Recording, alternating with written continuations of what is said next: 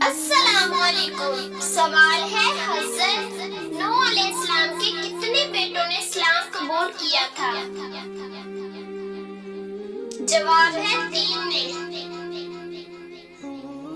सवाल है, तमाम पैगंबरों में सबसे ज्यादा उम्र किस पैगंबर ने पाई? जवाब है हज़रत नूह अलैहिस्सलाम। सवाल है, रहमतुल आलमीन किस नबी को कहा जाता है? जवाब है रहमतुल आलमीन हजरत मोहम्मद सल्लल्लाहु अलैहि वसल्लम को कहा जाता है।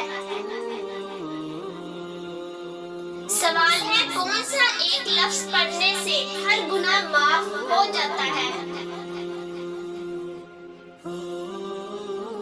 जवाब है ला इलाहा इल्लल्लाह। सवाल है, कौन से नबी अल्लाह के हुक्म से मुर्दों को जिंदा कर देते थे? जवाब है हज़रत ईसा अलैहिस्सलाम। सवाल है, किस नमाज को पढ़ने से एक हज का सवाब मिलता है? जवाब है नमाज़े इशराक। सवाल है, हज़रत आदम अलैहिस्सलाम को किस फरिश्ते ने गुस्ल दिया था? जवाब है हज़रत जिब्राइल अलैहिस्सलाम। सवाल है, किस इंसान से अल्लाह ने दोस्ती करने से मना फरमाया है? जवाब है काफिर। सवाल है, सबसे पहले किस शहर में इंसानी जिंदगी का आगाज हुआ?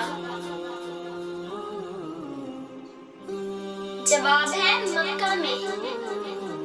सवाल है, सबसे पहले किस नबी के बाल सफेद हुए थे? जवाब है हजरत इब्राहिम अलैहिस्सलाम। सवाल है, कायनात में सबसे ज्यादा इल्म किस नबी के पास था?